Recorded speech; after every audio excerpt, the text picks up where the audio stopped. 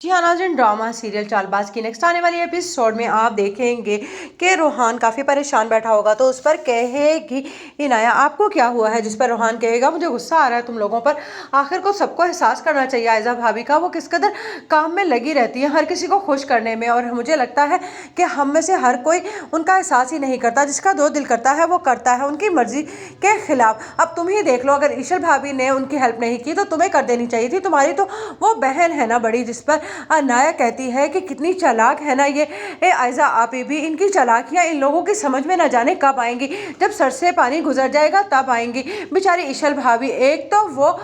किसी को कुछ कहती ही नहीं है और दूसरा वही बुरी बन जाती हैं। इन्हें आयजा आपी को तो समझाना ही होगा। उधर आप देखेंगे कि आयजा बहुत ज़्यादा खुश बैठी होती है कि इस बार जीत उसकी हुई है। कुछ भी हो, जैसे भी है आशिर की तरह वो उसका ख्याल नहीं रखता, लेकिन जब भी उसको उसकी ज़रूरत पड़ती है तो उसके मामले में डटकर खड़ा हो जाता है, ये सोच कर के उसकी बीवी को पहले दर्जा मिलना चाहिए। बस इसी में आयजा अपने आप में ही खुश हो रही होती है कि इनाया वहाँ पर आकर कहती है कि आप यहाँ पर बैठकर खुश हों, लेकिन जिसकी वजह से आप इस घर में अभी तक खुश हैं उसी को आप इस घर से निकालने की तैयारियों में लगी हुई हैं। जिस पर कहती है आयजा क्या बकवास कर रही हो तुम, जिस पर कहेगी इनाया जब सारा मामला, तो उस पर आयजा कहेगी इस बेवकूफ़ी का ही मुझे तवक्का थी, ये तो शुक्र है कि वो ईशल समझदारी से काम ले रही है, और तुम जानती हो कि वो तुम्हारा घर नहीं बल्कि अपना घर बचाने की वजह से ये सब कुछ कर रही है, क्योंकि वो जानती है कि अगर आशिर को ये पता चलेगा कि उसे पता चल गया था तुम्हारे और शयान के निकाह के बारे में तो उसने